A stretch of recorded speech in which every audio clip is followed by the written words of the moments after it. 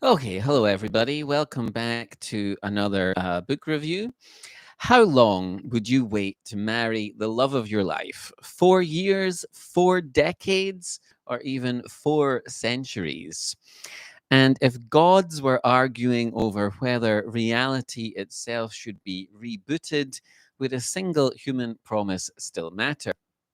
So these are the stakes in Kim Bo Young's I'm Waiting for You and Other Stories, a book that catapults romance past light speed, tangles with metaphysics, and still feels as intimate as a handwritten love letter. So, hello, everybody. Welcome back to the channel. Thank you for watching another review. Don't forget to subscribe and all of that other stuff. And today, I'm reviewing one of the most audacious sci-fi collections to hit English bookshelves in a long time. So, I'm Waiting for You and Other Stories arrived in English translation in 2021. It was published by Harper Voyager.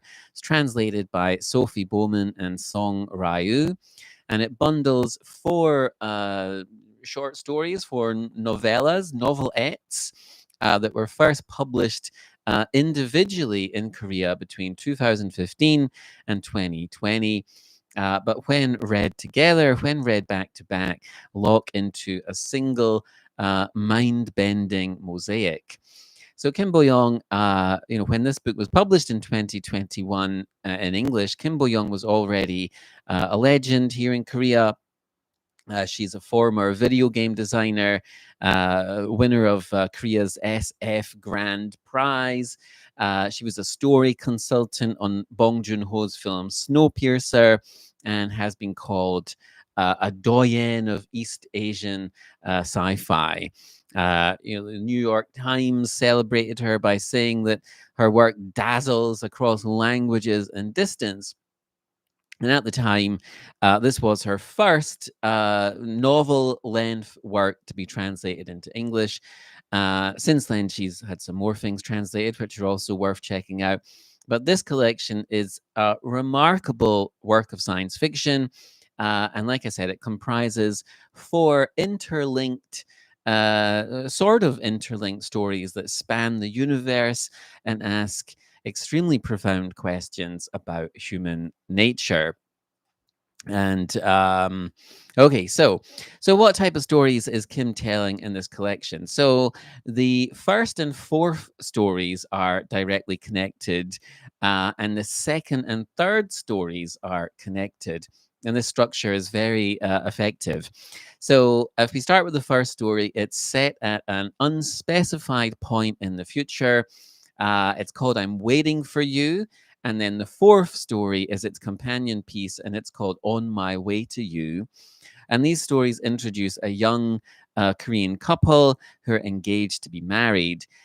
Before they get married, they each have a separate intergalactic mission to accomplish. So they both take a separate, independent intergalactic journeys, which at the outset are intended to take several months. So these journeys will take the passengers several months, but back on Earth, several years will pass.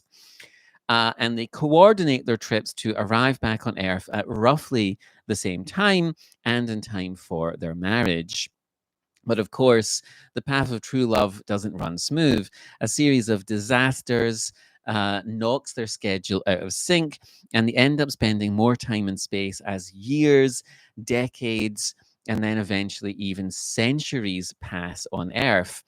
And both of these stories are epistolary stories, so we see their sort of intergalactic romance play out through the letters that they write to each other.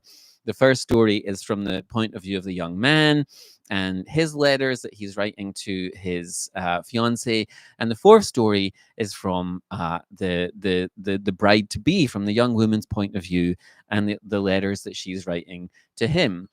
And these two stories incorporate spaceships and intergalactic travel, artificial intelligence, environmental disaster, nuclear war, or nuclear disaster, all sorts of future technology, and post-apocalyptic landscapes. But at the heart of all of those, very big events, big issues, this is essentially a sweet love story about two people on an irrational quest to overcome space, time, and disaster.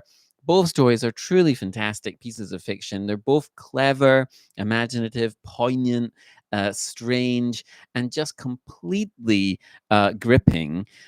So, will these two futuristic, star-crossed lovers ever find each other? And so, formally, this pair of stories delivers a kind of a space operatic romance with AI, AI pilots, orbital waiting lanes, and post-apocalyptic Earth landscapes. But it has this letter writing tradition that's older than ink, and proving that technology might accelerate, but that human yearning moves at its own pace.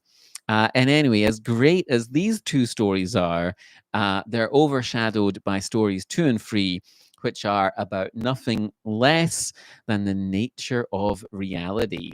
So, how does Kim explore the nature of reality, and what questions is she asking in these two stories? So, the stories here are The Prophet of Corruption and That One Life. And these stories introduce us to several godlike entities that created the universe, including Earth, and embody it and all living things. One of these entities, or prophets, as the story refers to them, is called Ammon. Wait a minute. Have I made a little spelling? Yeah, Ammon.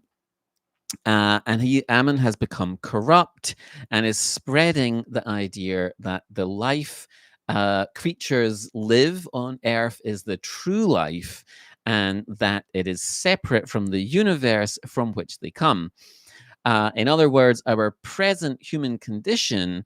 In other words, what they're talking about is the condition that we occupy, and where we are then left to wonder, what is consciousness? Where did the universe come from? And what does it mean to be alive? And then we have another prophet, another entity called Naban, who seeks to try and end the corruption that Ammon is spreading.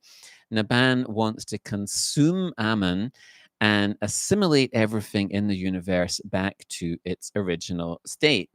I thought, both these stories are just blow your socks off, fantastic. And I remember as I was reading The Prophet of Corruption, I was thinking to myself, this is one of the best things I've ever read. Genuinely mind-bending story. The journey that Naban goes on is just a remarkable thing to see unfold. It genuinely at times feels like, he's questioning and illuminating the nature of existence. And it made me think how lucky I am, how lucky we are to get to be part of the ridiculous carnival of life. So no matter how bad things might be in various places, you're still lucky to be alive, right? And as well as being wildly creative and just extremely imaginative, also very funny at times. Some very, very amusing sections in these stories.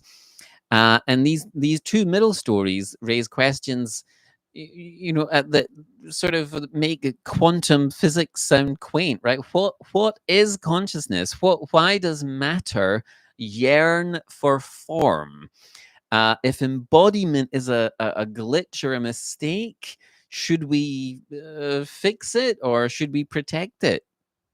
And if you look at these two pairs of stories side by side, you can kind of see a pattern. So I don't know if it was originally intentional. I think some of these stories were written separate from one another, and so I think part of the poetry of sort of putting these stories together is a happy accident. But the first pair is romantic and human, two ordinary people, two little people, sort of betting their future, wagering their future on, relativity. And then the middle pair is theological and cosmic, right? These sort of primordial beings or entities, like betting or sort of making bets about the fate of existence on differing ideologies. But both these pairs, they reflect one another and the way they're sort of the sequence, and they're asking kind of similar questions, right? So is connection the bond between lovers, the bond between atoms, the bond between creator and creation? Is this the true engine of reality? And I think what Kim's genius here is to frame that question at two scales simultaneously, right? And then you sort of feel the echo between these sort of stories, and Kim shifts, stylistically between sort of hard sci-fi precision when dealing with spacecraft trajectories and relativistic drift, and also between metaphysical lyricism when the gods or entities or prophets or whatever you want to call them are sort of weeping over the complexity of creations. And then also, like I said, this sort of humor. There's a very amusing, humorous interludes, or there's a couple of very humorous characters, I guess you could call them. And the result is just a reading experience that I thought was just remarkable at the time when I read it. I haven't had time to reread it, but I really thought it was wonderful. Having said that, I've noticed some reviewers were underwhelmed, so perhaps you'll have a different experience from me. Anyway, it is, if you're a sci-fi fan, I absolutely think you have to see it. Sort of very, just a very interesting, sort of philosophically, and heart wrenching, mind blowing. And so if you sort of chime with these stories, then lucky you. And if you're underwhelmed, what can I say? I apologize. So anyway, I'm waiting for you is several things at once. It's a tear-jerker romance, a sort of cosmic treatise on existence, and a showcase for an extremely inventive voice in science fiction. And I think these ideas will stay in your mind for a very long time. They've certainly stayed with me. So if this sort of cosmic romance and reality bending philosophy sounds like your thing, please check it out and let me know what you think. Would you risk a centuries long time slip for true love? And which scares you more, waiting forever or learning that reality is about to be rebooted? Anyway, thanks for watching. Keep reading and keep reaching for the stars. And I'll see you in the next video. Thank you.